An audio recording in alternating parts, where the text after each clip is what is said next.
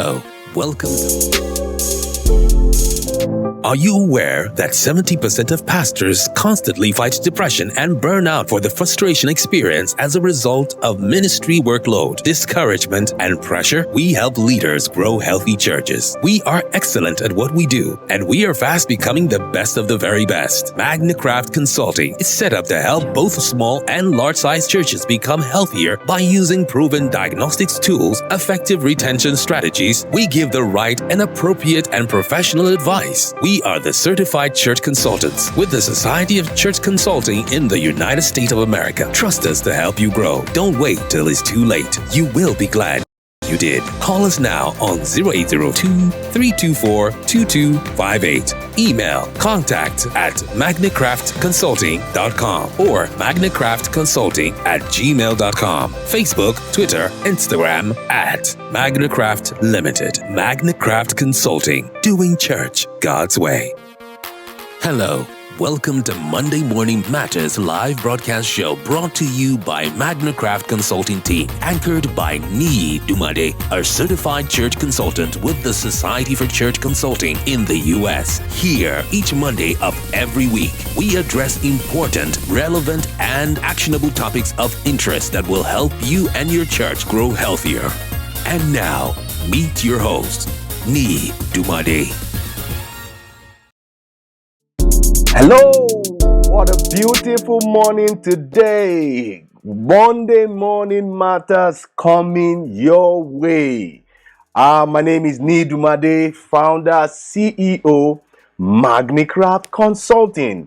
I'm so happy to come your way this morning. Welcome to this last Monday Morning Matters for the month of June 2023.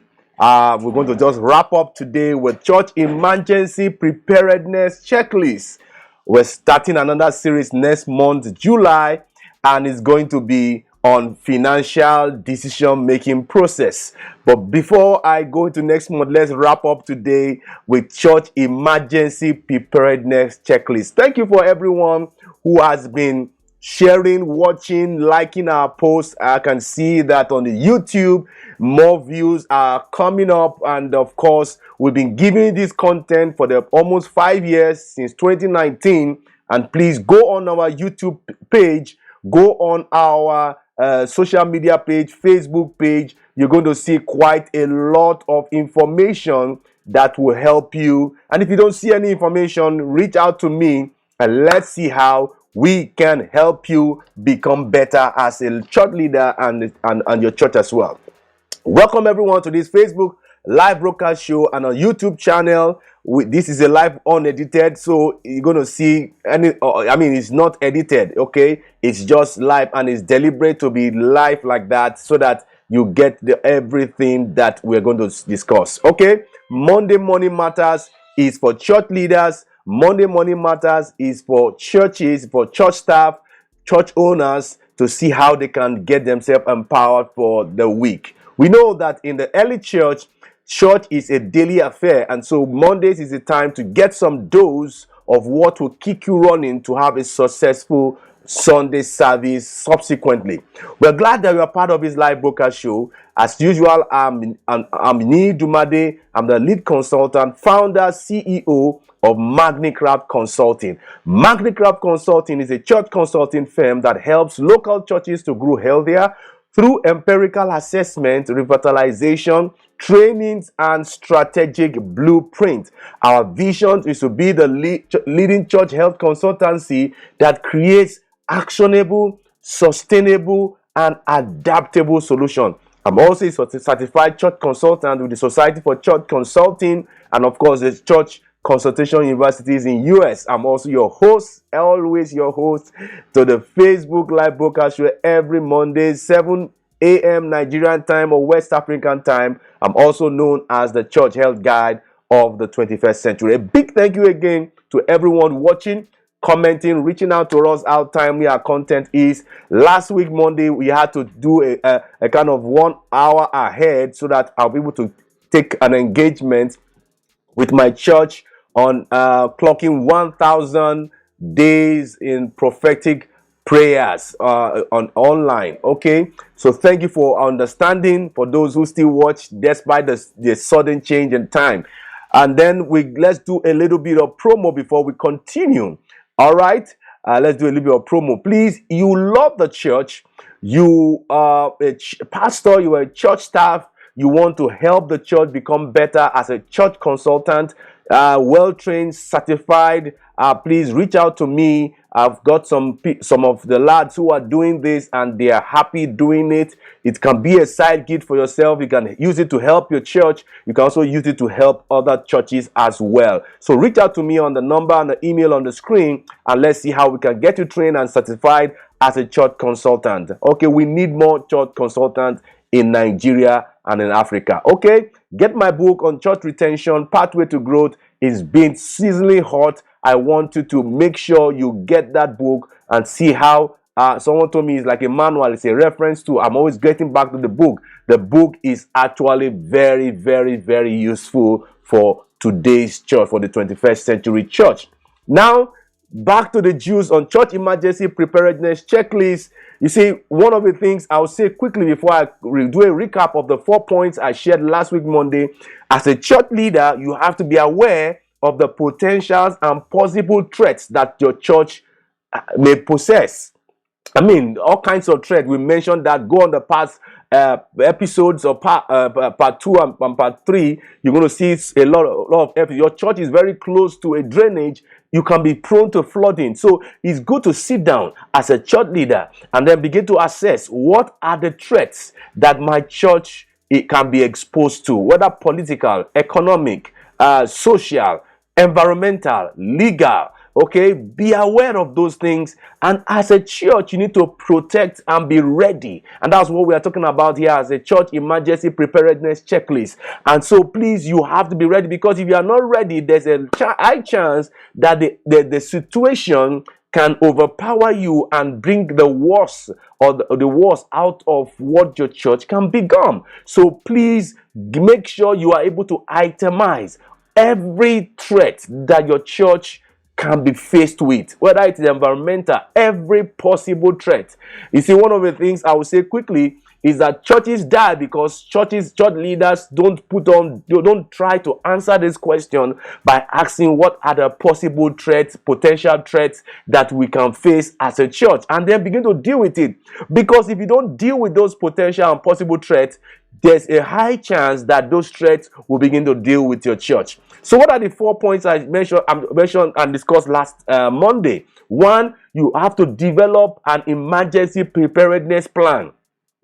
The way you prepare for an emergency can determine if you're going to be successful coming out from that emergency. So develop an emergency preparedness plan. Okay. 2, conduct a risk assessment. The way what a flood pose as a risk to you is different from what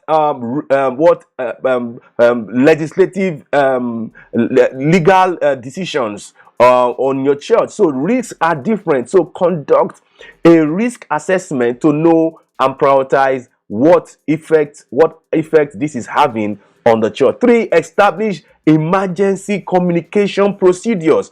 When this emergency happens, how are we going to communicate with all the stakeholders, including the people who is going to come and help us in the state of emergency that we are in as a church? So establish emergency communication procedures so that it will help you. Okay, these are the people we're going to talk to. These are the people we're going to call for an emergency. These are the way we're going to have strategic meetings over this issue. No, establish emergency communication procedures. Then 4, which I spoke, that assign roles and responsibilities to mitigate those emergencies that you are faced with. Okay, who is going to be responsible for championing whatever decision in this emergency case, in that emergency case? So assign roles and responsibilities. Number 4, train church staff and volunteers to be prepared for emergency.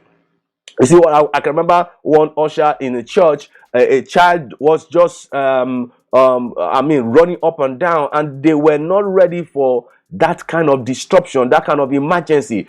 people who are running churches in terms of church staff, leaders, and volunteers, they need to be trained, well trained. Train all your church staff, train all your leaders, train all your volunteers. I mean, I'm there. You can call me for training. Next week, I'm going to be doing training with some church workers and leaders. We need, because your workers and your staff can only give you what they have, what they possess. So train all your church staff and volunteers on emergency procedures. Okay, what is their role? How important is their role and responsibility into this kind of emergency? And this includes regular drills. Okay, I mean, there's nothing stopping you from having a fire drill. Just simulate whatever happens. I know some corporate organizations, they do that. Simulate regular drills to make them used to switching on those responses that is needed, those exercises that is needed, so that to make sure that we are well prepared, to ensure that everybody knows what to do. Because sometimes when emergency comes, it comes with confusion, it comes with panic, it comes with uncertainty. And so when you do those drills, via training, what do you do when a woman is in labor in your church? Who are the people that should? I can imagine a woman is having a labor in the church, and then the crowd is suffocating her to death. Okay, that's not a good and appropriate response for that kind of thing. Okay, give her some space. Let the medics, let the nurses attend to her and the first aid. The proper communication can be given to the congregation that the woman is okay. I mean, that's how it is. So ensure you have regular drills, maybe every quarter or every 6 months, so that the church are used to the regular, response or exercises, to ensure that they know exactly what to do in the face of these kinds of emergency. Number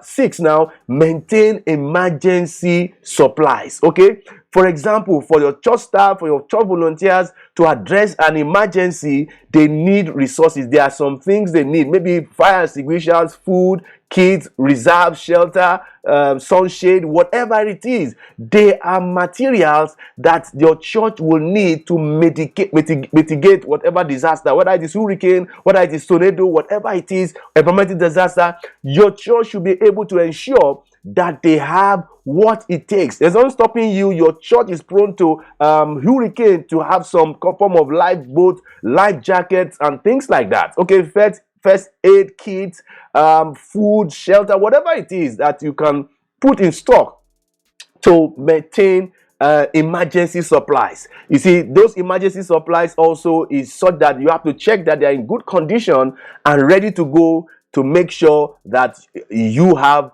I can remember when I was church administrator, when we're going towards the Harmattan is when you have dryness, a lot of heat, the grass is already dry, and it can spring up some fire in the bush. So we try to make sure that we have enough water for that kind of emergency. We have enough fire extinguishers.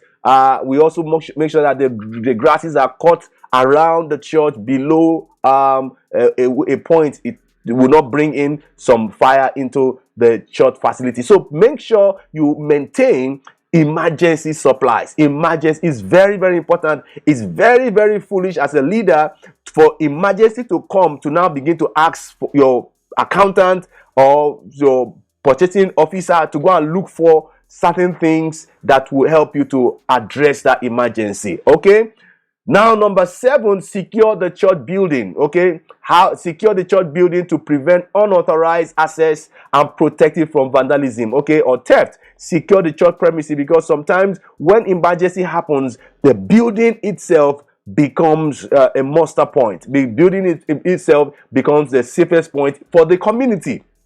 Okay, I've seen where the community runs to the church, and so because the community sees the church as a safe haven, you have to make sure that the church is actually a secured place. People are not looting, people are not vandalizing things and stealing, to ensure that all entrances and exits are clearly marked. entrance, exit, so that there's no stampede. Emergency exit are well with good signage. No, they are not having any obstruction. They are easily accessible in terms of speed, because when somebody wants to run into the church when there is emergency, it's actually at a top speed. So make sure that there's unobstructed and easy access in and out of the church, making sure that your church is secured as a whole. I need to double up fast. Conduct regular inspections and maintenance for your church building and equipment. Okay, your fire extinguishers, whatever, make sure that they are in good working order.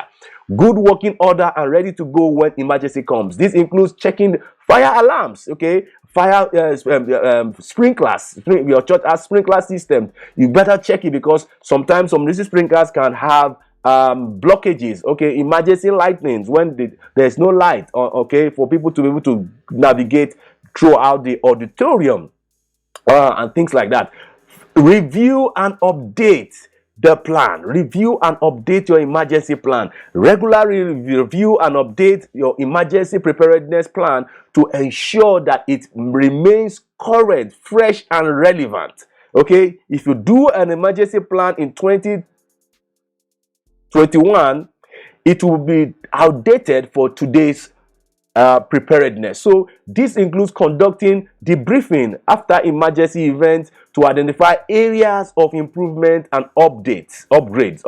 Okay, then provide pastoral care. Okay, that's the last one.